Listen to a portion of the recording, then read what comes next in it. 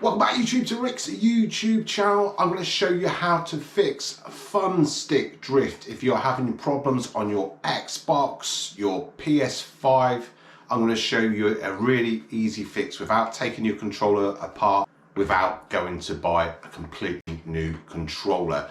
So all you've got to do is wiggle your thumbsticks all around and keep pressing them up and down.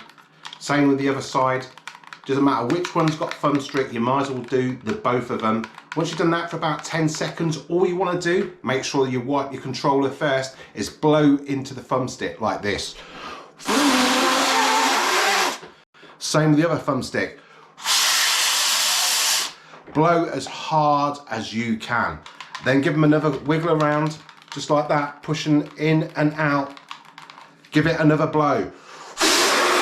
Hard as you can. Hard as you can.